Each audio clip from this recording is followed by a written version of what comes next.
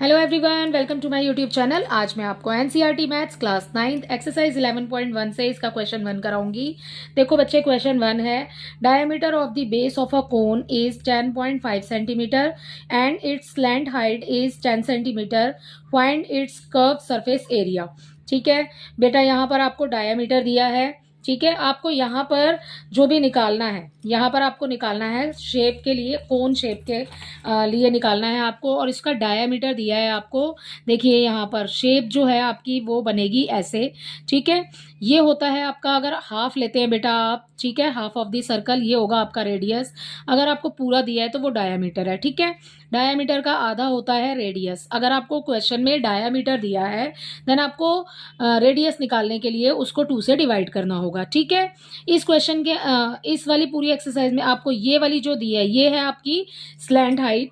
ठीक है, तो ये हो जाएगी आपकी स्लैंट हाइट।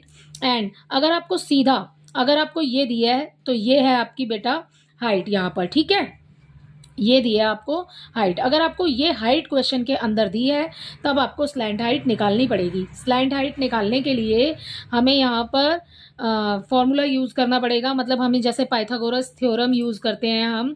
ठीक है, L square is equal to H square और प्लस हो जाएगा आपका आर स्क्वेयर। तो हम निकालेंगे अपनी स्लैंट हाइट। वैसे हमें क्वेश्चन में दी है, अगर हमें नहीं दी है, अगर हमें हाइट दी है तो हमें ये निकालनी पड़ेगी और उसको हम इस तरीके से निकालेंगे। ठीक है, अब आते हैं अपने क्वेश्चन पे। क्वेश्चन 1 देखो बच्चे, क्वेश्चन 1 है diameter of the base, diameter of the base of a cone. आपको डायमीटर दिया है यहाँ पर।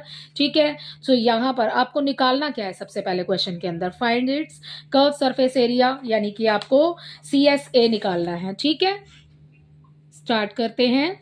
आपको निकालना है CSA। ठीक है, CSA निकालना है।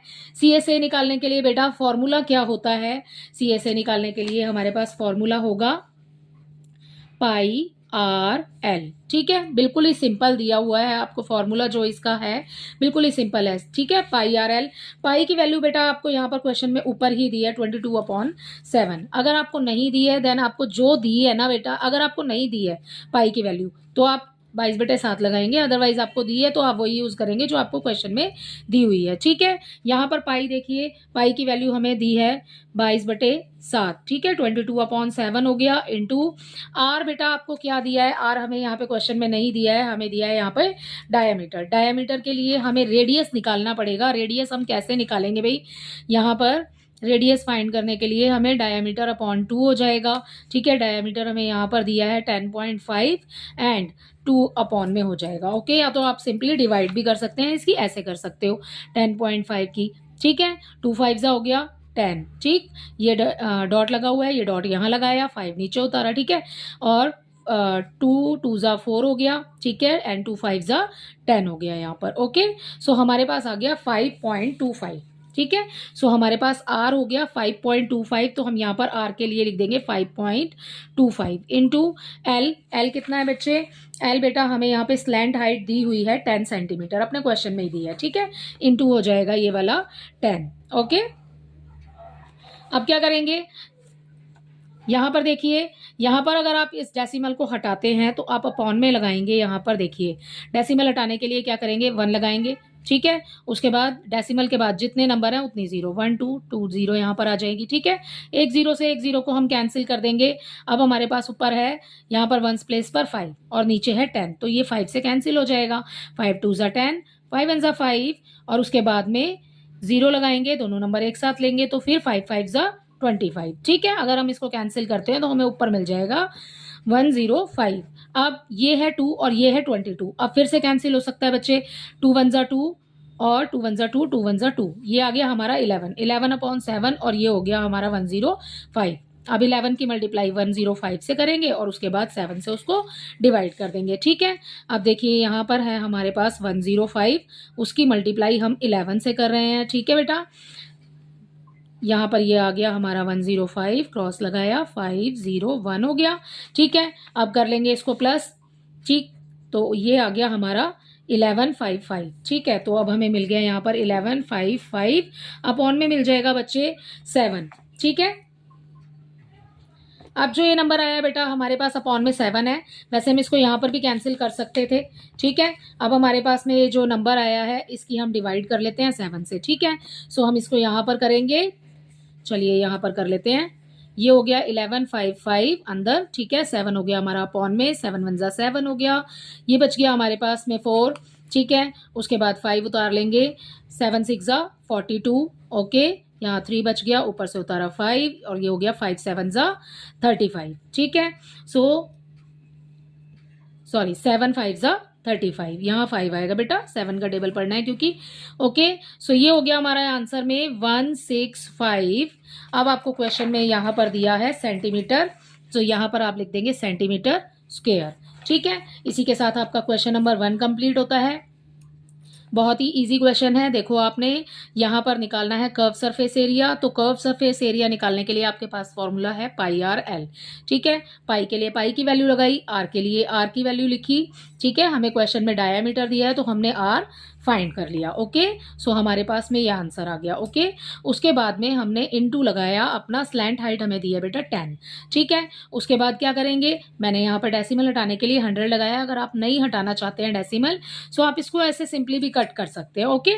उसके बाद में आपका आंसर आएगा 165, राइट। इसका क्वेश्चन नंबर 2 देखते हैं। यहाँ पर क्वेश्चन नंबर 2 में बच्चे आपको दिया है find the total surface area. आपको फाइंड क्या करना है बेटा, टोटल सरफेस एरिया फाइंड करना है ऑफ अ कोन, ठीक है।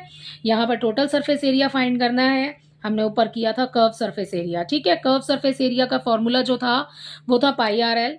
अब हम टोटल सरफेस एरिया का फॉर्मूला लगाएंगे, ठीक है। नेक्स्ट आगे बढ़ते हैं।